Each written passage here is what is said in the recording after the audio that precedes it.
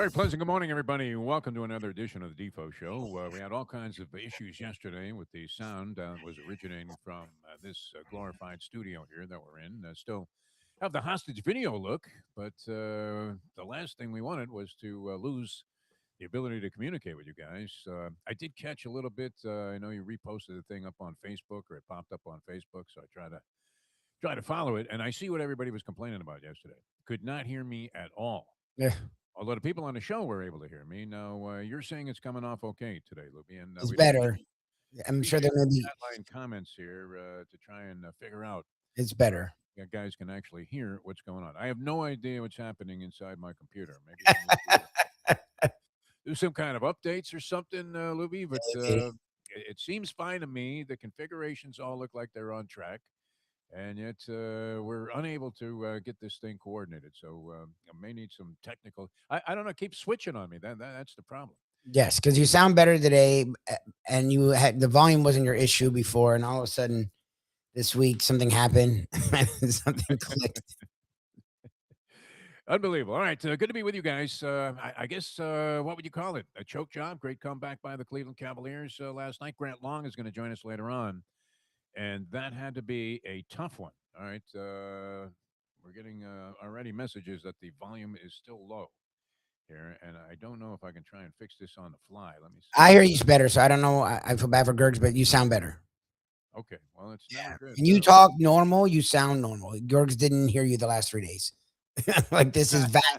This is a vast improvement from where you were the last 3 days. All right. How about now? Any Yes, that's good. Just That's stop good. messing with it. You sound good. I'm sorry, Gurgs is new to the party, but yes, it was vastly worse, and this is vastly better. All right. Well, we'll try and live with that. Appreciate any feedback we can get. Andy Man usually pretty good on the technical side, telling us, "Hey, you guys sound like shit." Eh, So we want to get this going. All right, Dave's going to join us in just a bit. We have the Preakness to handicap. There hasn't been much talk about the Preakness because of the fact as soon as you lose the possibility of a triple crown, does interest in this race immediately vanish? It looks to me like there's a great possibility you can make a score here because nobody knows anything about half of these horses. 14 horses going to the post in the Preakness Stakes. So we'll get Dave's analysis on that coming up here in just a second. And later on in the program, Grant Long on this Detroit Pistons Cleveland Cavaliers series and what's going on with the Pistons. In control, up 9, Lubie, with about 3 minutes to go in the ball game. yes, that's when I stopped watching. I was like, okay, cool. Because Shirley and I watched this psychotic show, Testaments, an offshoot of Handmaid's Tale on Wednesdays. So I got home, the game was on, but I was like, okay, good. Pistons are up 9. Again, I don't have a horse in the race, but I want to see a good Eastern Conference Finals, and it feels like the Pistons match up really well against the Knicks. So I'm sort of rooting them on. And also, like you said, yeah, we've been sort of feeling for Grant Long all these years for them to be finally good again. I've been rooting them on. So they're up 9 with 3 minutes left. It's not definitively over at that point, but that's a good, like, if your team has that lead, you usually feel solid about that lead. Like, and I stopped watching at that point. And then I checked later in the night and I'm like, they lost in I couldn't overtime. believe it when I saw the result. I was absolutely shocked because I didn't get to that point in the game. First half was very interesting, very competitive, kind of up and down. You had streaks going. Tobias Harris was on fire for a while. In the second quarter, as the Pistons opened up 15 at one juncture of the game, they seemed to be in control pretty much throughout, except I don't know. Is Kenny Atkinson just a way better coach than JB Bickerstaff? It's interesting because they were sort of swapped a little bit. Atkinson came in for Bickerstaff. Bickerstaff ended up going to Detroit, Mhm. and Atkinson was always highly regarded. Even when he was with a just snot-nosed, crummy Nets team, Yes. everybody thought, "Wow, this guy can coach." As Dick Vitale used to say, he can flat out coach. Yes.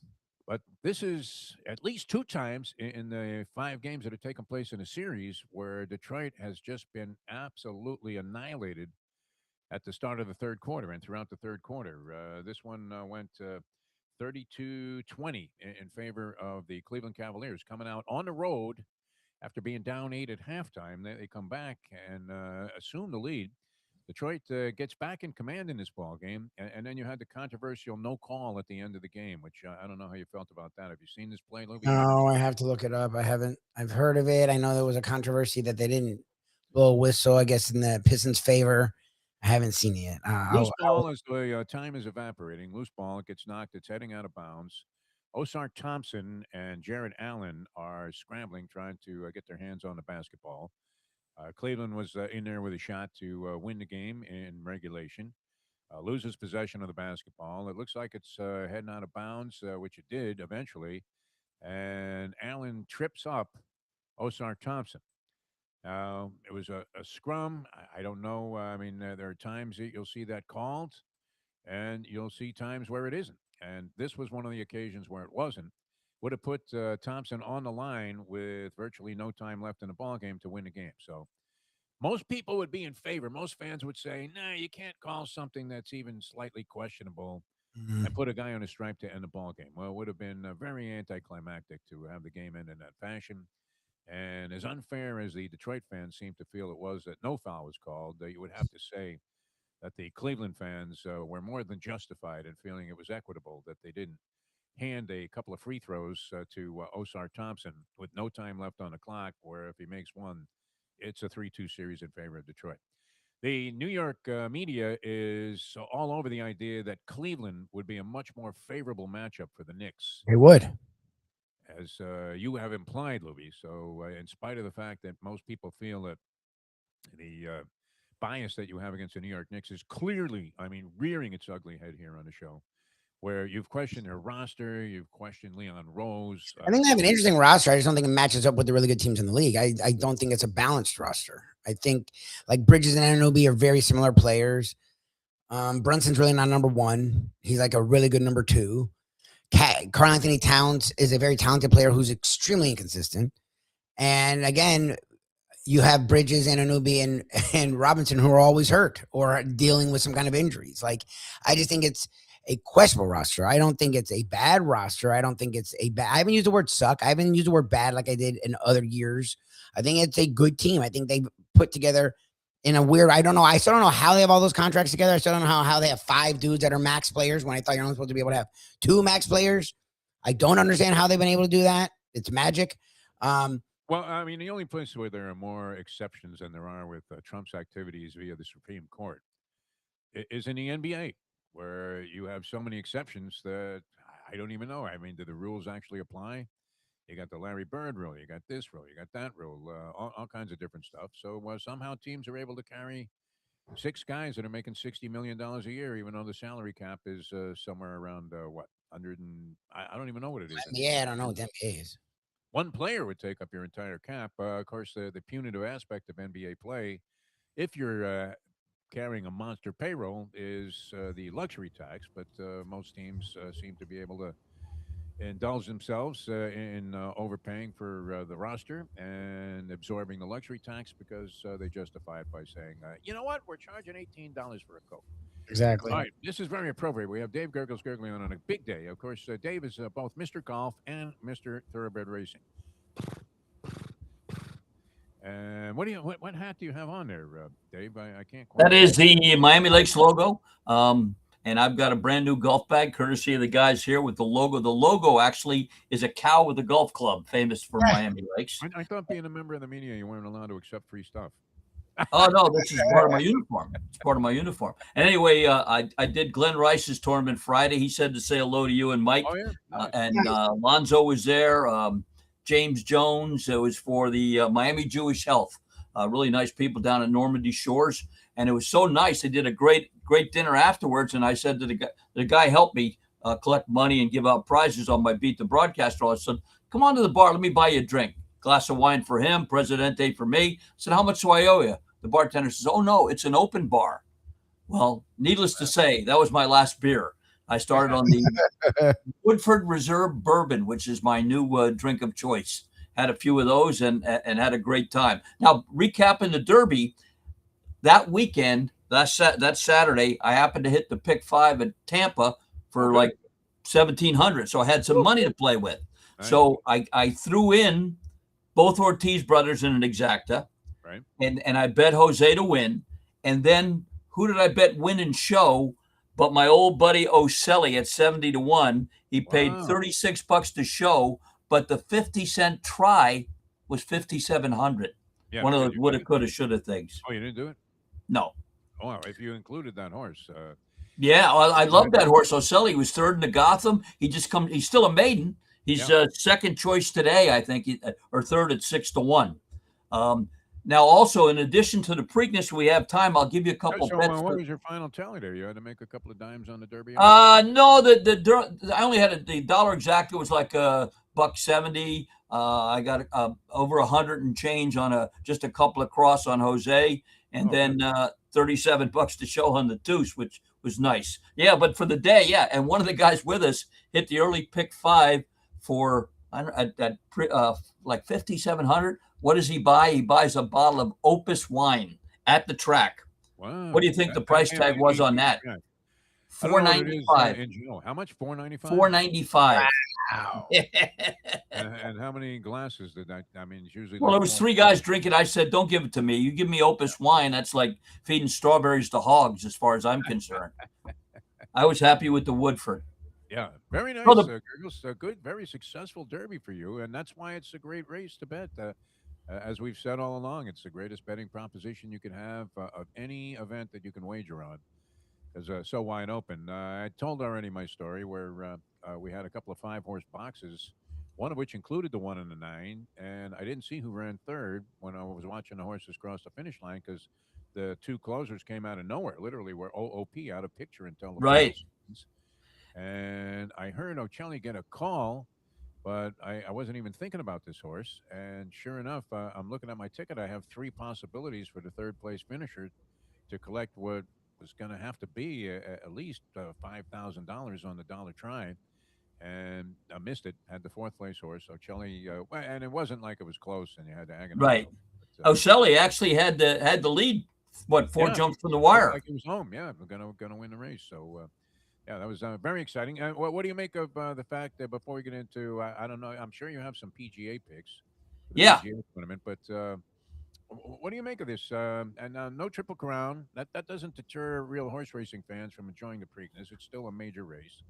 I'm glad they assembled a field of 14. It appears to yeah, be even more wide open than the Derby field of what was eventually 18. Just a very similar betting opportunity with a lot of, as the Polyman would say, some new shooters in there. And so that's always part of the intrigue of the Preakness. A lot of people blow it off and think, "Oh well, no Triple Crown," but you have a lot of exciting new entries. What are your thoughts on the race going in? Well, I'm going back to the famous song, "Champagne don't drive me crazy, cocaine don't make me lazy, ain't nobody's business but my own." Remember who sang that? Sounds like something I would have been singing in the shower after Actually, it was all my Taj beverages. Mahal, who Oh yeah. happened to be the 1 horse. Oh, very nice. This is a horse for course, and Brittany Russell and her husband Sheldon combining. Horse is undefeated. He's 5-1 morning line. He won his last by 8 1/4. Was against 10 horses, and he broke from the 10 hole. So I'm going to use him on top, but I'm going to box him with my buddy Ocelli. I'm going to throw him in. I'm going to throw in the 6 Chip Honcho, who picks up Jose Ortiz, and I'm going to throw in the 9 Iron Honor. It's going to be a 5-horse box, and the 12 Incredibolt. So that'll be my 5-horse box. 1, 2, 6, 9, 12. And if somebody wants a bomb, the guy that tries hard all the time, out of the 14, Poetry Boy Maya with Santana. Oye como va? I yell at him when he washes that wine first. So that guy can ride. It's going to be a fun Preakness again. It's at Laurel now, not Pimlico, where we're used to. And the last time I was there in 1974 at the Preakness, and the winner that day was Little Current. Remember who rode him? Yes. Angel Cordero, no? No, Miguel Rivera. Okay. But Cordero rode Cannonade in the Derby, and there was a rumor that Rivera and Cordero and somebody else planned to split their purse money when they won their race. It was a big scandal back then. But he won and paid, I think, $35 that day. Little Current. Did you say 1974? I believe I was at the Belmont when those horses competed. Was that 74, you said? 74. Yeah, I forget who won the Belmont in 74. I think, was it JR's Pet?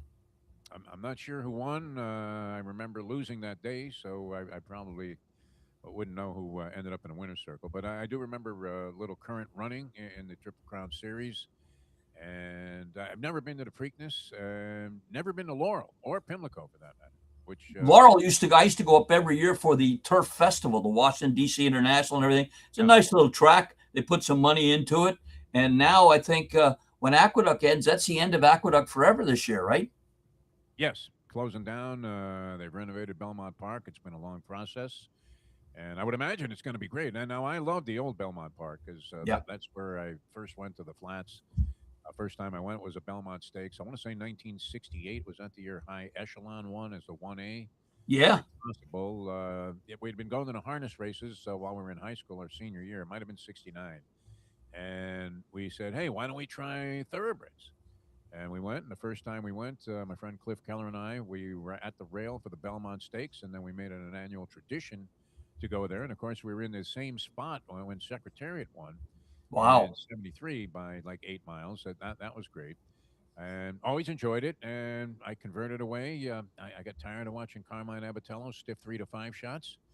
So I became a thoroughbred racing fan. And eventually, even though I still liked harness racing, I got weaned off of it. And many trips to Belmont. But Belmont used to have this huge back area where people would bring their whole family and they'd be playing football games. There was enough room out there for any number of sporting activities to be taking place. And it was a real family affair. It's a shame. Mighty Melendez, who's in town with me now, and we've been watching races. And every track we look at, 5-horse fields, nobody on the grounds. Yep. And you have to ask yourself, I mean, how much longer can this industry sustain itself? Yep. If that's going to be the case. And yet there are a zillion tracks running and race after race.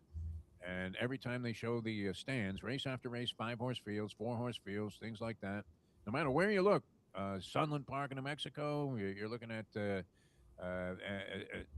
any track in the country, the biggest ones, Santa Anita, and nobody on the grounds, like not a single person in the stands. So it kind of has taken a lot of the excitement about attending the races out of it, although that makes these big days really stand out if you can get to be a part of it.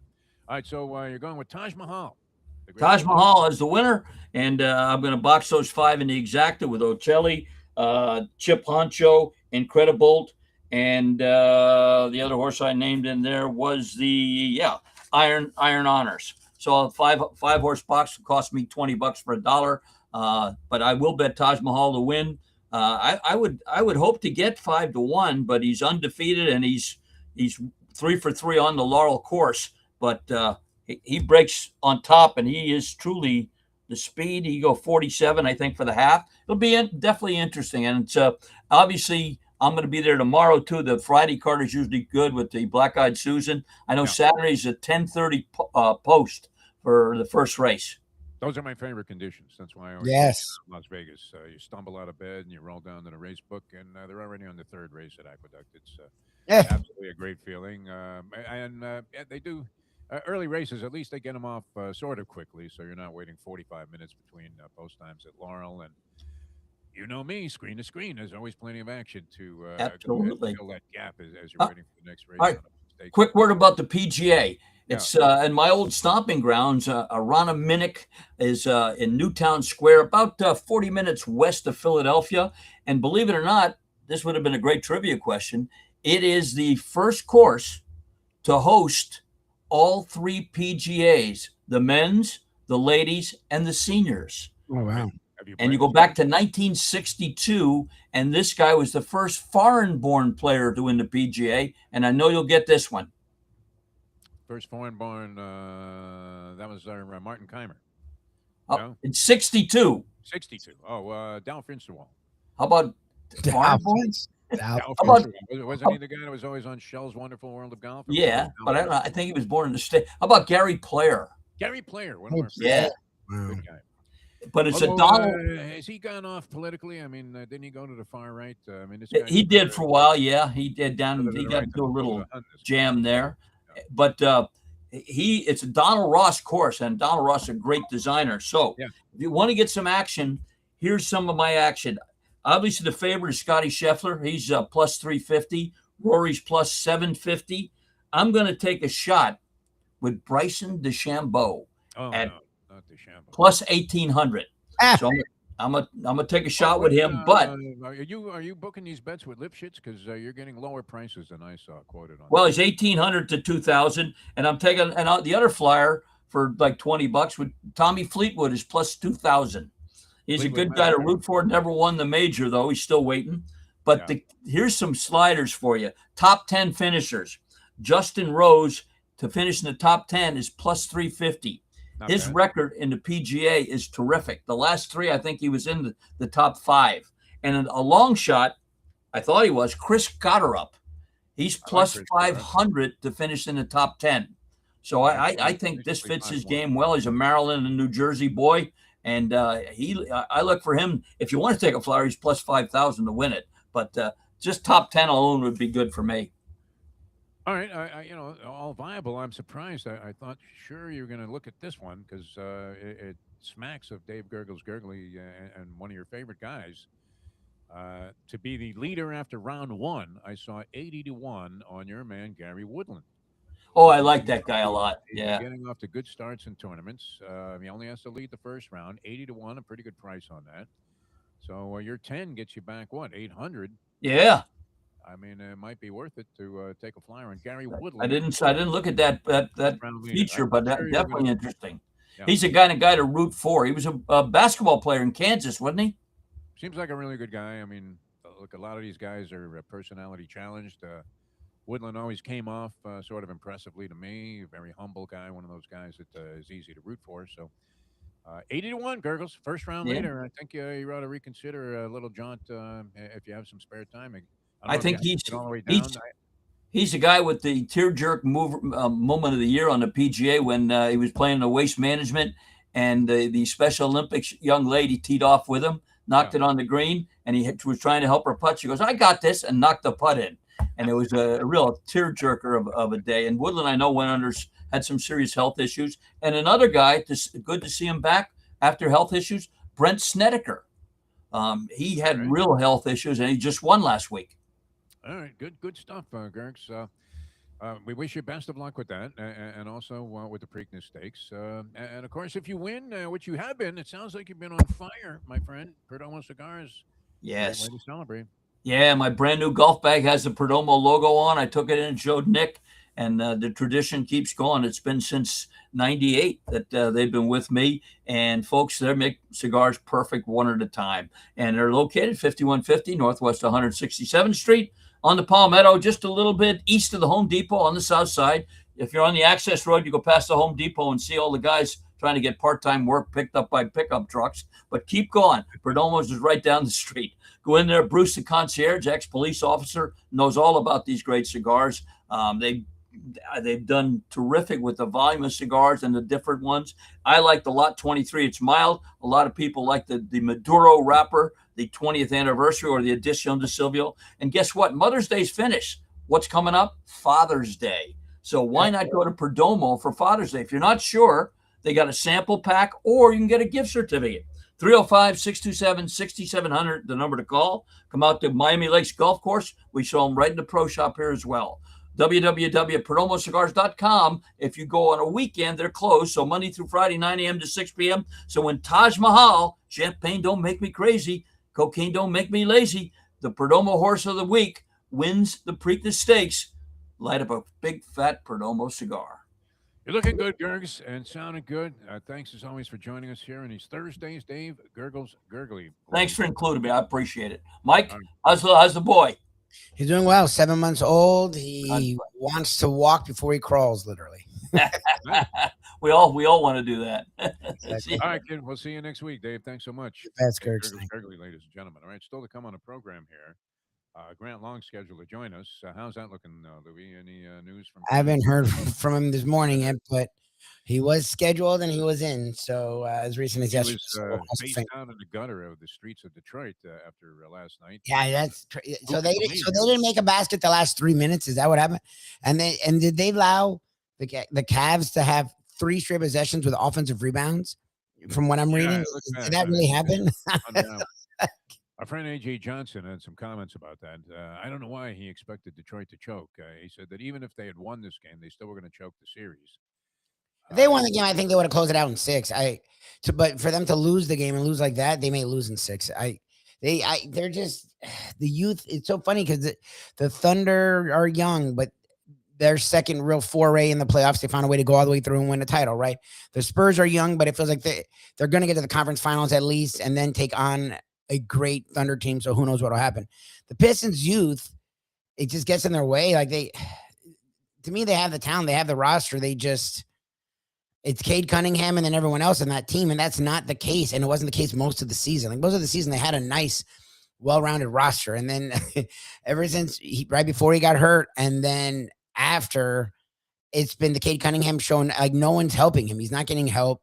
Like, Harris was great in this. I know Harrison played okay, but like, I mean, Duran, Thompson, the younger guys that showed a lot of flash last year and early in this season. Contributions. They've had contributions from other guys. It just they're so reliant, I guess, on Cade Cunningham. He had a streak there where he hit like 4 or 5 shots in a row. Mighty and I are watching a game together and we're saying, "My God, this guy is on fire." And then he had a long streak where he couldn't buy a bucket, even though some of his shots looked like they were well executed and had strong possibilities of going in. He just wasn't having any luck. A lot of rim rattlers and things like that.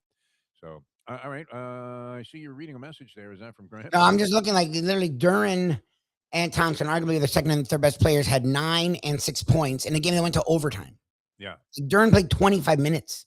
Like Duran was a young big man that really gave the Knicks fits and has given other bigs fits.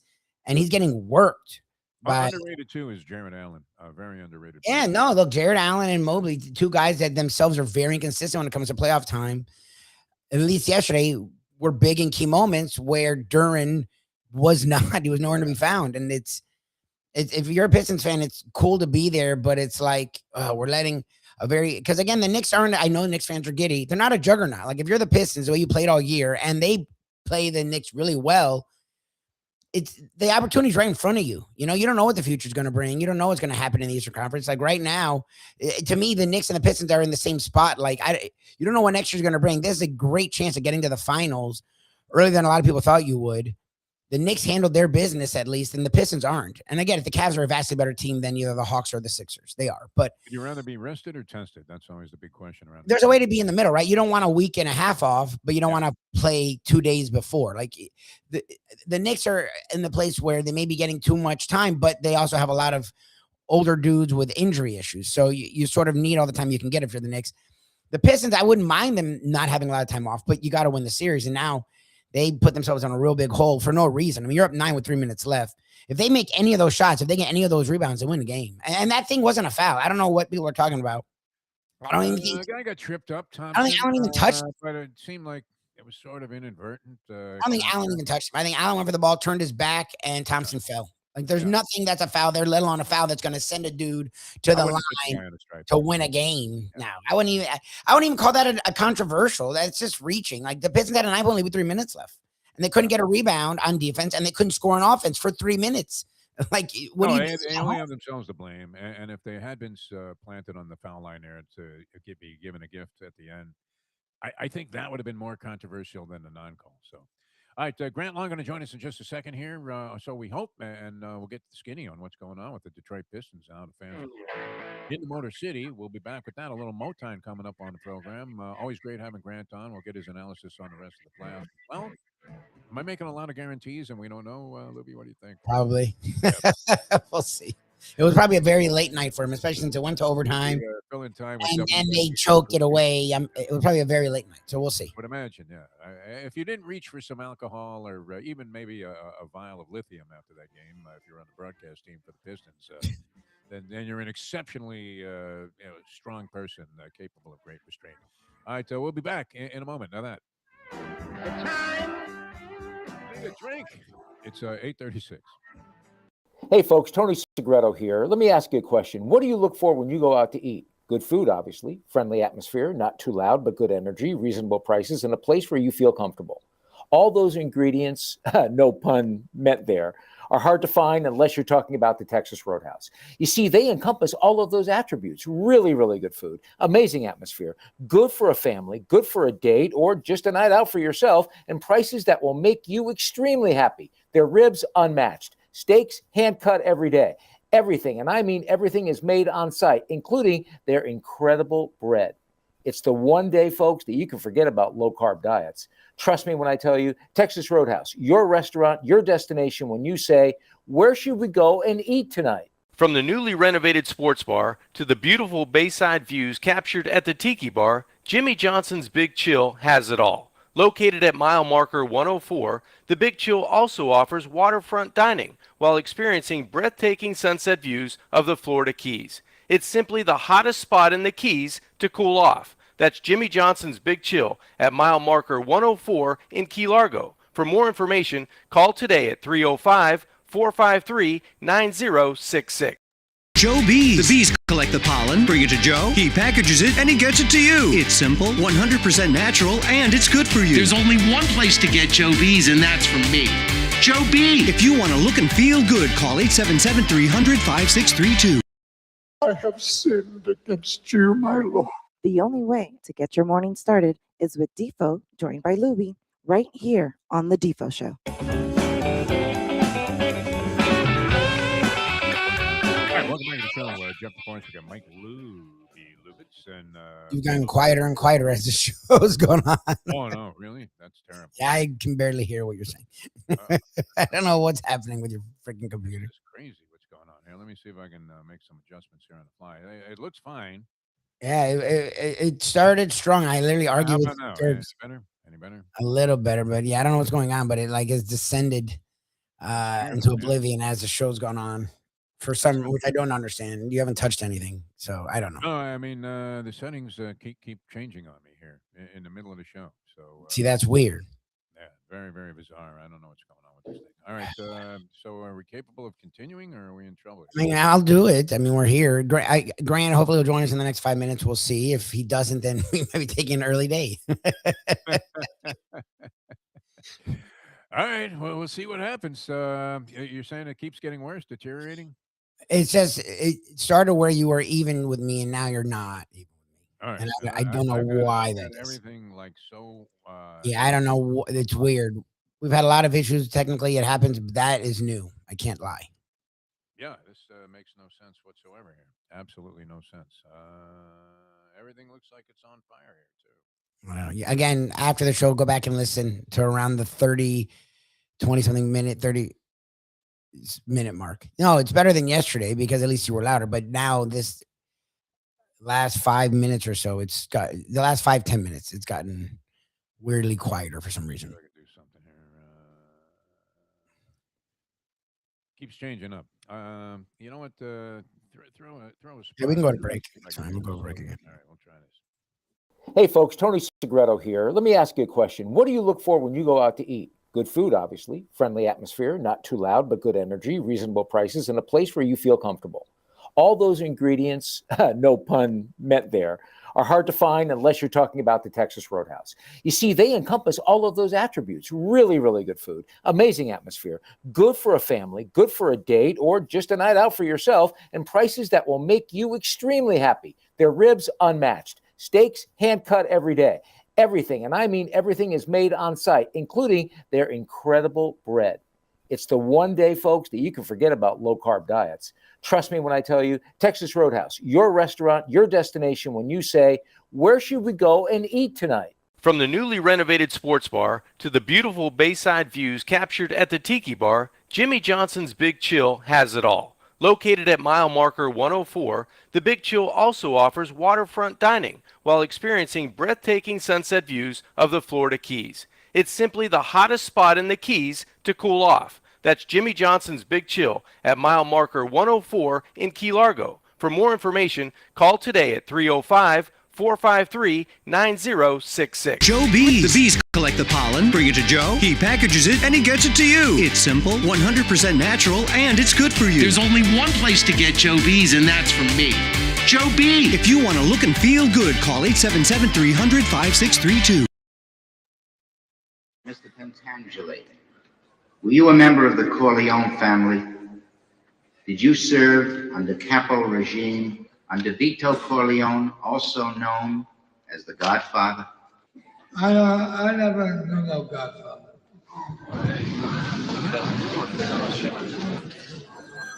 Mr. Pentangeli, you are contradicting a sworn statement you previously made to me and signed.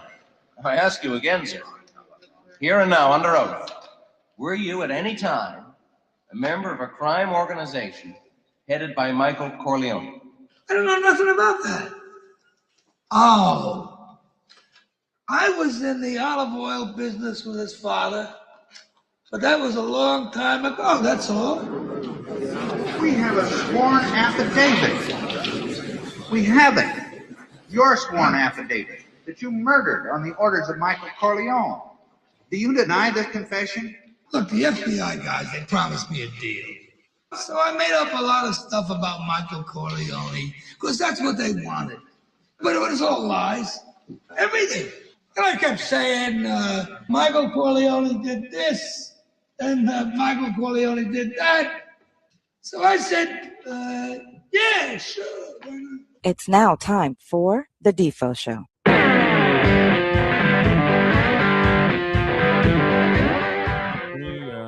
Any change for the good? Quieter. Quieter. Wow. I don't know what to say here because I have no idea. I tried virtually everything that I can. It's weird as hell. Like it's freaking strange. I don't know. We're gonna have to do something here. Yeah, I mean, it's all. I can hear you when you project, but it's not normal. I don't know what's going on, but it's just different. Something weird's going on, and it's confusing the crap out of me. Yeah, it's not good for me either. Trust me, because I'm getting very frustrated with this whole thing. Any better? No. It's a little better. Like I can hear you. It's just when Gurgs came on, I was like, oh, okay. So he doesn't sound the way I think he sounds. Like Gurgs was loud and like I was fighting to hear you. All right, I'm gonna have to find some kind of way to adjust this. Can we continue at this level? Yeah, I hear you. It's fine. Andy says it sounds better, so it's cool. Yeah. I'm just baffled. Like it's just weird. Yeah. Well, I'm equally confused here. So, because everything that I'm doing looks like it's as it was in all previous activities. Yeah, when the show was good. For the last 5 years. So I'm seeing, and for some reason, the settings keep changing while I'm on the air. Which is I don't get that. All right. Well, we're hoping to talk to Grant Long here about the game, and he's either going to be joining us via telephone or by video. Lubie looks like he's stepping on top of that right now. A few other things. Baseball, amazing still.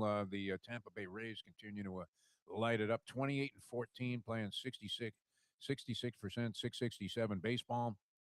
They are atop the American League East, 2 games ahead of the Yankees, who've been fading. The Yankees get 1 hit yesterday. Oddly, Jazz Chisholm, who was hovering around the Mendoza line, was the only guy to get a base hit against the Orioles yesterday. As the Yanks go down, I think they've lost like 5 out of 7, something in that category.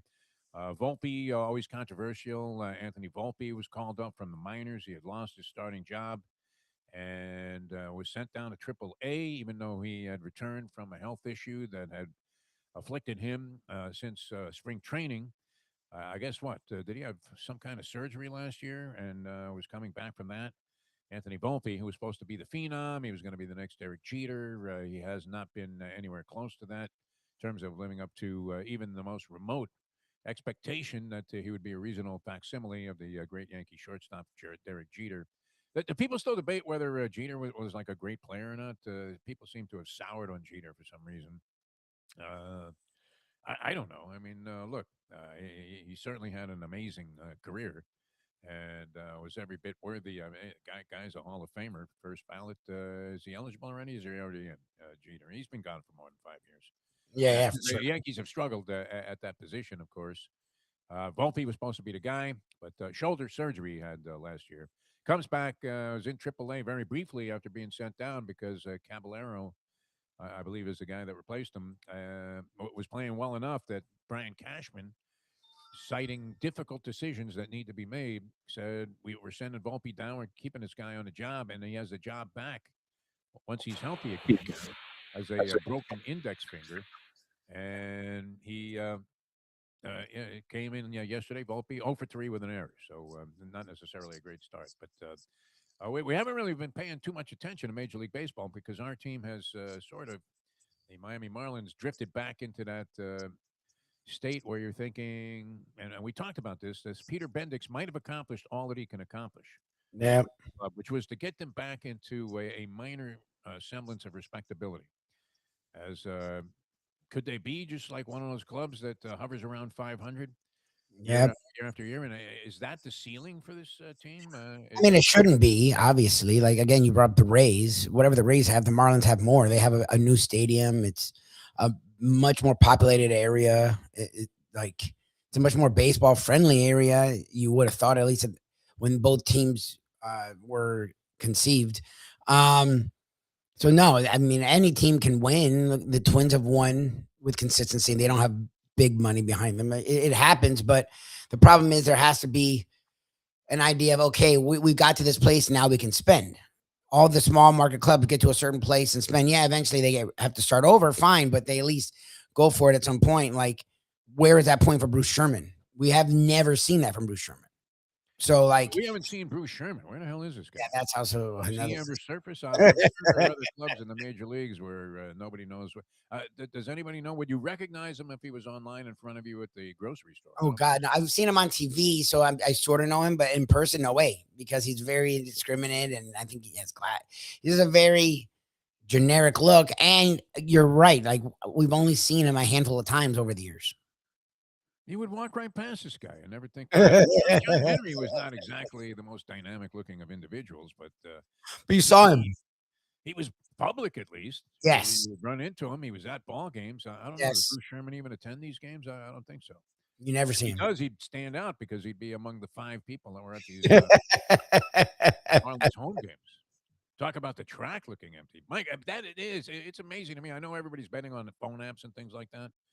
But I mean, when you see what's going on in thoroughbred racing and the crowds for big time events like the Derby, the Preakness obviously is going to draw a crowd there in Maryland, being at Laurel, and you'll see people on the infield, and you'll think, the sport is thriving. And they'll have all the celebrities there. Maybe I don't know. Marketing has always been a really really difficult thing for whatever reason. In both horse racing and boxing, two of my favorite sports. Boxing used to be so primitive, right? Where they would have a little poster and they tack it up on a telephone pole, boxing tonight, Olympic Auditorium. And that was their way of marketing fights. And then they started to get more massive television coverage. And thoroughbred racing is getting its share of television coverage. They have their own channel, for God's sake, at least for the time being, with FanDuel Racing covering virtually every track. Fox dabbles in it. NBC really plays up the Triple Crown Series and so many other races. But it's amazing to me. I mean, people always talked about these sports missing a generation, and maybe their popularity was going to be draining anyway. But I can't fathom how they can sustain anything when nobody shows up at any of their events. The wagering online or whatever with these phone apps can't possibly be enough to make you think that people are going to sit there and use vast pieces of property to house events that nobody is in attendance at. Yeah. It's crazy. Remember, I mean, people thought they were going to turn baseball into like a studio sport. Yeah. Nobody attended games. And if you look at our team, you could say that maybe that's the case. I don't know. Are the Rays doing anything attendance-wise in spite of this No. tremendous surge that they've had in the early portion of the season? I mean, we're already, you're talking about 42 games. So you're just about 25% into the season. And they're playing 667 baseball. Haven't seen a lot of Rays home games. But I'm assuming that it's the usual indifference that's being exhibited by the fans there. And if you look at what's going on with the Marlins when they come to Lone Shark Park, just an absolute disaster. How did and the salaries and the money, the revenues continue to escalate? Maybe that's due in large part to what's happening tomorrow night. 2 giant NBA games that you would want to watch, whether you were a fan or not. Right? You have game 6s in 2 series. Spurs with a chance to wrap it up on the road, up 3-2 over the Minnesota Timberwolves. And the Pistons now finding themselves floundering Yep. in no man's land, down 3-2 to the Cleveland Cavaliers and having to go on a road after choking this game away. As you mentioned, Louis, no baskets for the last 3 minutes. Yeah, that's Giving crazy. up an excessive amount of offensive rebounds. I think I even saw like James Harden sneaking in there. Yes, Harden. I was just reading the play-by-play because I was like, "What the hell happened?" And Harden gets a rebound. Some other dude I barely heard of, Jared Allen. I'm like, what were they doing? The Pistons have size. That's the Pistons calling card. Is that Thompson's like 6'8", 6'9", Cunningham's like 6'8", 6'9", Duran's like 7'7", 1". Like they have height. like what? Like what is like this team? I get they're young, but like it's got to be annoying to be their fan because it feels like they have pieces to match up with the better teams in the league, and when the moment gets there, they fall short time and time again. Both of those games are going to be on Prime. Spurs, Wolves, and Pistons. Oh yeah, you're screwed. Yeah. I'm not inclined to take in the late game at a bar somewhere. I understand the strategy if you really were that anxious to watch these games. Your move would be, and I guess what? You get a lot of Amazon deliveries, which I get none. That's the thing is, I don't. Ken was like, it pays for itself. My wife orders a lot of Amazon. I don't. I try not to buy anything, and whenever I do, I usually go somewhere and do it. I'm like, with you on that, 100%. I only go on Amazon when it's something she's like, we need this, and it has to be here tomorrow, and it's some crazy ass thing, and it's like, fine, I'll go to Amazon. But otherwise, like, I don't. I still don't shop like that. Like that's so the $15 a month is not worth it for me. And obviously, yes, my wife has it, so it would be stupid to double do it. But I'm just saying, like, now, do you get it for free if you're getting a lot of deliveries? Is that the way it works? No. You pay $15 a month. They wipe out the delivery fee, which right there alone, again, one thing, usually delivery fee is $6 to $10. So right. $15 a month wipes out, saves a ton of money. And then with that $15 a month, you get Amazon Prime free. Okay. Yeah, because I used to get it. I mean, where I was before, and the ex used to order something. I think would the walk Sting out the door blindly and trip over 3 packages every day.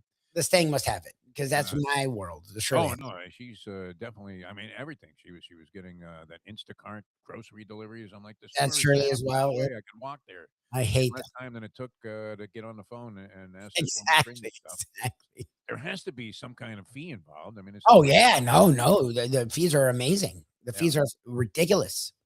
That's why I could never really get involved with like DoorDash or any of these delivery services. I mean, probably when the guy, I mean, everybody in their lifetime at some point probably has done some pizza delivery or something along those lines. And I have, yep. I'm old school where the guy would be sitting in the shop there and they go, "Okay, Joe, here you go. We got 5 pies. Get them out there as fast as you can." Yep. But getting gouged and paying what does it cost if you go? It's usually at least $5. Sometimes it's as much as $10. $10. They're gonna. Yeah, she's ordered coffee. What's a cup of coffee? Even at Starbucks, $5, $6. It's been like $15 to $20 for a cup of coffee. I'm like, it's right there. Yeah. And it's not her. She doesn't have time to leave. Fine, I can go. Yeah, I'm not big on this stuff. So I get paying for convenience, and that's fine. It's just you talk about breaking the momentum of a fan. Where I mean, is this in the long run good? If their intention is to get you to subscribe because you want to watch these games, am I compelled enough to watch NBA playoff basketball the way it's being contested right now to go ahead and ante up on a pay service just to get these 2 basketball games? The answer is a clear-cut negative on that. No, and I look, the Pistons Cavs series has actually been pretty interesting. The T-Wolves are wildly entertaining. Spurs has been better than I thought it would be. Yeah. No, like it's still again, their league. Especially since ESPN is going to have them and NBC is going to have them at some point. It's like, I don't know, man. There's so many streamers now. It's hard for me to keep track, and to keep buying new streamers, I think is a racket. So I know they're trying to get new audience, but again, TNT didn't even want it. So I get why you had to go to an Amazon, why you NBC, but fine. But then the Peacock, it's just crazy. It's just a lot. It's excessive. Yeah, it's such a momentum breaker. You're in the second round already. You've been able to watch and sample a bunch of these games. Maybe you're really riveted to these 2 series and you're following everybody. That's part of the pleasure about watching playoff basketball or playoff hockey, playoff anything is you have nice familiarity with the styles and various idiosyncrasies of different players and matchups and things like that. And then all of a sudden, you're stumped. A Friday night comes, two giant ball games, pivotal game sixes, and a lot of people are going to be shut out on that thing. And there's no way I'm staying out till 11:30, 12 o'clock at night to watch a basketball game at some bar. It just doesn't suit my lifestyle at this stage. So, going to whiff on watching both of those games. We'll no doubt have an opinion on them by the time we get around to Tuesday show, Libby. So that'll be great. All right. Yeah, I don't blame Grant Long for not making it here. I did want to touch on one more thing because it never ceases to amaze me. The two things that the NFL has been able to make a big event out and a big to-do out of that surged to the point where they've drawn rabid interest and attention. The draft, of course, we all know the story there. Came out of nowhere, used to be an Iaga type underneath the British soccer scores, who your team drafted and who was drafted in various rounds of the NFL. They had 12 rounds. They hit even more than that originally. And kind of when I started following the draft, it was a 12-round proposition. It's only 7 now, which is fine. But that it became the big deal that it is. It's a major sporting event. A little hard to accept. There's not a lot of action there outside of decision making and maybe studying the philosophies of teams. And of course, your team, Lubie, the Dolphins, continue to baffle you as if they were the second coming of the New York Jets on draft day. But that the schedule release is such a big deal, Lubie. Schedule release day. And all of the speculation about the schedule release, would it not be fairly standard what the schedule is? Who you're going to play? You're going to play the three teams in your division twice. Yes. And you're going to play on a rotating basis another division in your conference, correct? Yes. And again, I never understand why. I agree with you. I've never allowed them to make me think it's a big deal.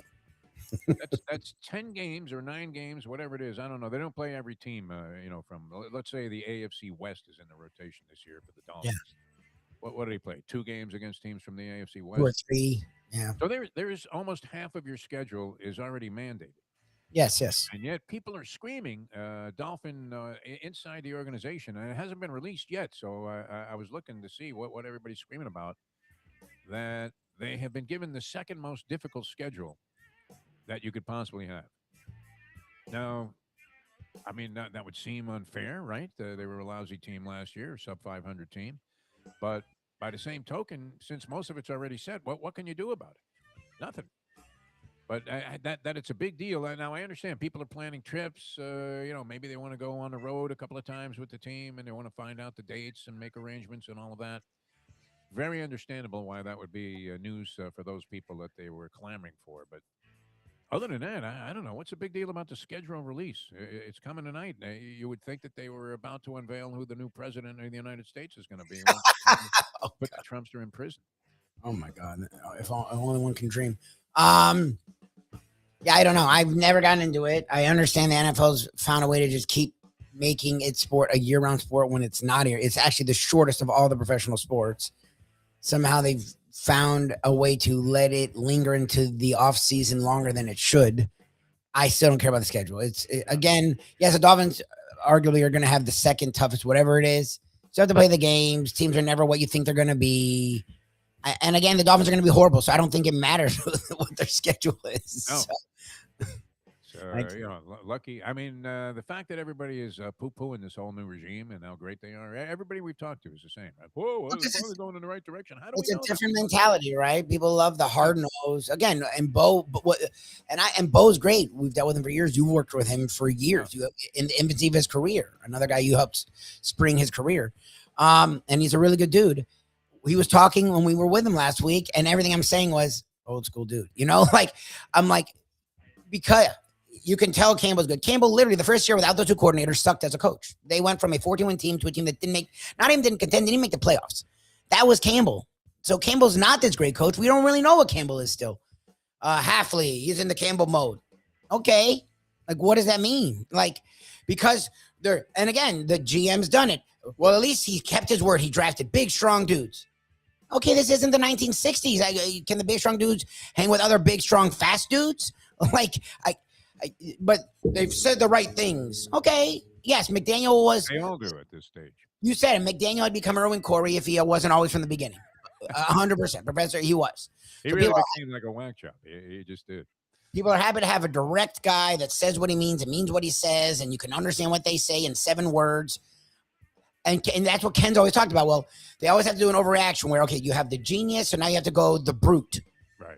There's no middle. Like, you can't find a middle. And that's why everyone's excited, and that's fine, but I'm not, because they already started off on a weird foot. They already started off on, we're going to force guys into what we want instead of getting what's the best out there. And the organizations that win don't do that. They just don't. How long of a free pass do you get also? You get a couple years. He'll get a couple years. All right, we'll see if any progress is made. Unless you're a black guy, and then you get 1 year. If you're a black coach, you only get 1 year. But black coach, you're going to have. He's a white guy, so he'll at least get 2 years. All right, Lubie, we're going to run. We're going to try and fix this sound problem by tomorrow. I don't know what we can do. It sounds better. Like, Andy's not wrong. It just it's just right, different. Yeah. It's different. Yeah. It's something's going on inside my computer system here that I can't seem to find the escape route from. So we'll try and fix that. I'm sorry we didn't have Grant Long with us. I don't blame him for shining us on the show. I don't think he shined us on. I think it was a late night, and he just is not happy right now. I was really looking forward to speaking with him. I actually woke up extremely excited about today. I know. We had Gurggles and the great Grant Long. I just saw that score, and I was like, oh. Yeah, I woke up and turned on my phone, and I was like, they lost? You got to be kidding me, man. I was like, uh-oh. As well informed as we were coming on the show. Although I did look at that play before we get started. All right, Lubie, you have a good one. We'll see you guys tomorrow. Thanks so much for tuning in. We'll have the professor and a big board and all kinds of stuff for you tomorrow on the program. So a lot of our Degenerate Friday fanfare is on tap. We'll try to fix the sound system here. And I may even hang a couple of pictures. I think I need one on each side. Maybe. There you go. All right, that'll work. And we'll continue to try and fix things here. Keep growing on the show. For Mike Lubie Lubitz, I'm Jeff DeForest. We'll see you next time as we leave it now that. The time. Very frustrating. It's 9:03. Let's go to eat a damn snack. Look what they done to my show.